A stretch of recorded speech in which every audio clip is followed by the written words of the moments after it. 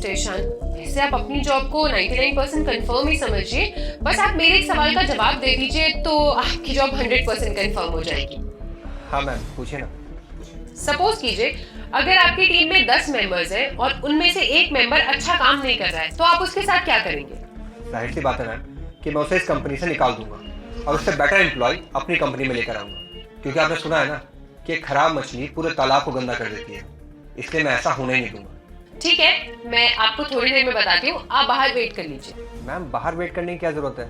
आपने खुद कहा ना कि मेरा 99% चांस है कि हो ही जाएगा, तो आप अभी बता दीजिए ना। अब मैं बाहर वेट करके अपना टाइम वेस्ट क्यों करूँ? देखिए, आपने बाहर देखा होगा एक लड़का और बैठा हुआ है, मुझे उसका भी इंटरव्यू लेना है, उसके बाद मैं आप लोगों को बता दूंगी फाइनल। ठीक है मैम। मैम, मेरे डॉक्यूमेंट्स।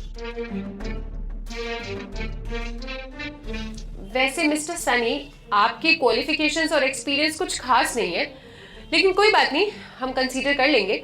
आप बस मुझे एक सवाल का जवाब दे दीजिए। हाँ मैम, पूछिए ना, क्या सवाल है? सवाल ये है कि अगर आपकी टीम में 10 मेंबर्स हैं और उनमें से कोई एक मेंबर अच्छा काम नहीं कर पा रहा है, वो इतना ज्यादा एक्सपीरियंस नहीं है, तो आप उसके साथ क्या करेंगे?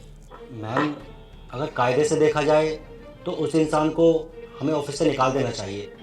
ठीक है, ओके, आप बाहर वेट कीजिए, मैं थोड़ी देर में आप लोगों को बताती हूँ। Okay ma'am, thank you. मैंने डिसाइड कर लिया है कि मुझे अपनी कंपनी में किसको हायर करना है।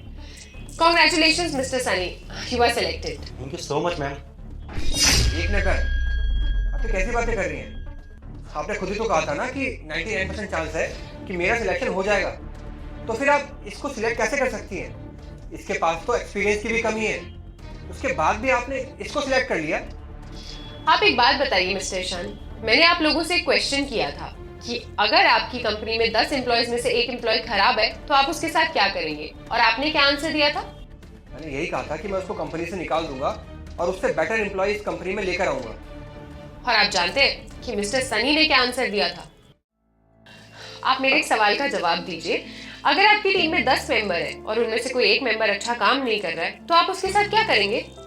मैम, अगर कायदे से देखा जाए तो उस एम्प्लॉय को हमें कंपनी से निकाल देना चाहिए, लेकिन मैम अगर हम उस एम्प्लॉय को कंपनी से निकालते हैं तो उसकी जगह हमें एक नए एम्प्लॉय को रखना पड़ेगा।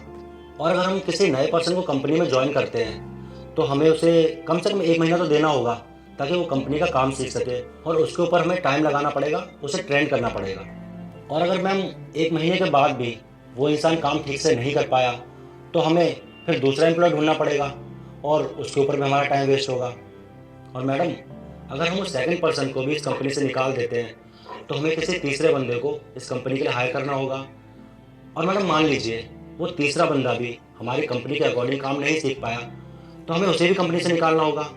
और हमें किसी ना किसी को तो चांस देना ही होगा ना मैम, क्योंकि जो पहले बंदे को हमने इस कंपनी से निकाला था उसकी जगह पर किसी न किसी को तो रखना ही होगा। और मैडम, हम कब तक ऐसे टाइम वेस्ट करते रहेंगे? First person, second person, third person, इस तरीके से तो हमारा बहुत सारा टाइम वेस्ट हो जाएगा। और मैम सच बताऊं तो इस तरीके से पूरी टीम नहीं, पूरी कंपनी डिस्टर्ब हो जाएगी। तो मैम, मेरा तो मानना ये है कि हमें ये सब ना करते हुए जो फर्स्ट पर्सन है हमें उसी को काम सिखाना चाहिए, क्योंकि इस तरीके से हमारा टाइम भी बचेगा और वो इंसान काम भी सीख लेगा। हम आप ही सोचिए मैम, अगर हम उसे इस कंपनी से निकाल देते हैं तो उसे तो नॉलेज ही नहीं मिलेगी, इस तरीके से वो इंसान कहीं अच्छा काम ही नहीं कर पाएगा।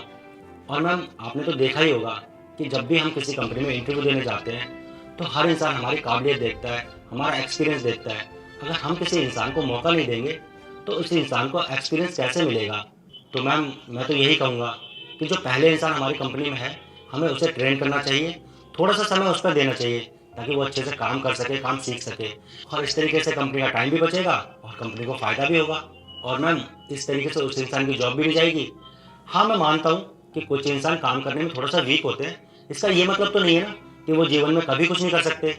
हर इंसान को एक मौके की तलाश होती है, तो मैं तो आपसे केवल यही कहूँगा कि उसे एक चांस देना चाहिए ताकि वो कुछ अच्छा कर सके।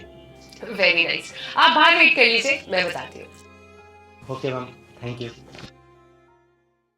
यही फर्क है सनी की सोच में और आपकी सोच में।